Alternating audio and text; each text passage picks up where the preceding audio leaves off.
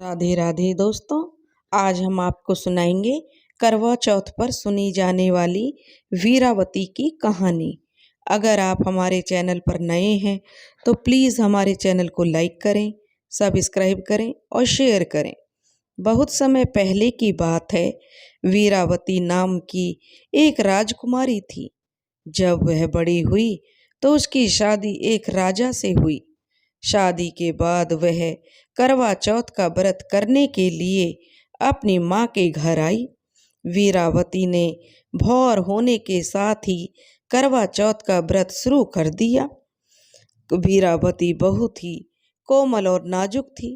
वह व्रत की कठोरता सहन नहीं कर सकी। शाम होते होते उसे बहुत कमजोरी महसूस होने लगी और वह गिरकर बेहोश हो गई। वीरावती के 7 भाई थे। वे अपनी बहन से बहुत प्रेम करते थे और उसका बहुत ध्यान रखते थे। उन्होंने अपनी बहन का व्रत तुड़वा देना ही ठीक समझा। अब 7 भाई एक पहाड़ी पर गए और उन्होंने पहाड़ी पर आग लगाई और उसे छलनी से ढक दिया। जिसे एक भाई ने आकर कह दिया, बहन वीरावती, चांद निकल आया है, तुम व्रत तोड़कर भोजन कर लो।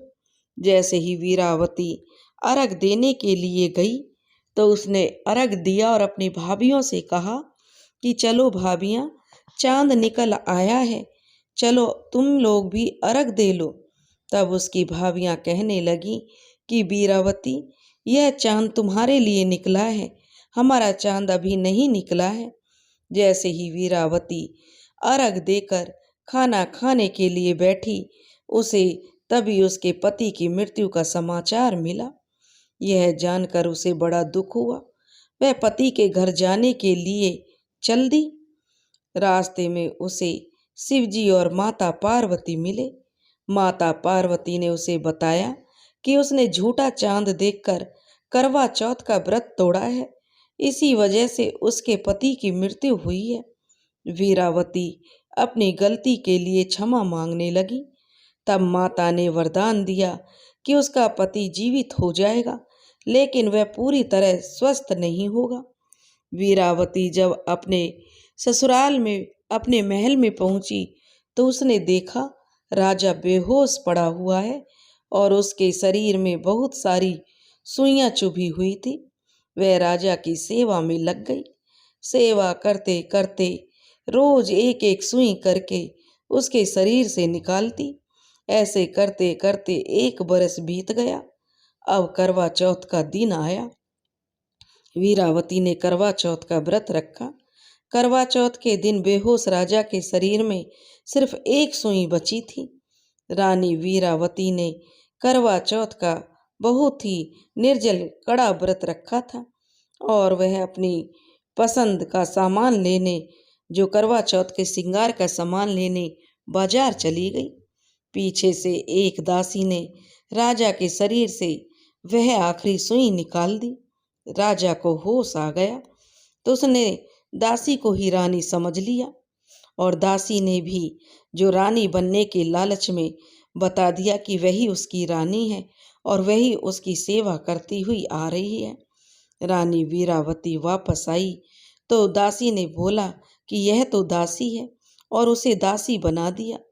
तभी रानी ने चौथ के व्रत का पूरे विधि विधान से और विश्वास के साथ पालन किया और करवा चौथ की कहानी सुनी। एक दिन राजा किसी दूसरे राज्य में जाने के लिए रवाना हो रहा था। उसने दासी वीरावती से पूछ ही लिया कि उसे कुछ मंगवाना है। वीरावती ने राजा को एक जैसी 2 गुड़िया लाने के लिए कहा। राजा एक जैसी 2 गुड़िया ले आया। वीरावती हमेशा गीत गाने लगी, रोली की गोली हो गई, गोली की रोली हो गई, रानी दासी बन गई, दासी रानी बन गई, रानी दासी बन गई और दासी रानी बन गई। राजा इस गीत को उसे गाते हुए सुनता था। राजा ने इसका मतलब पूछा तो उसने सारी कहानी राजा को सुना दी। राजा समझ गया और उसे बड़ा पछतावा हुआ।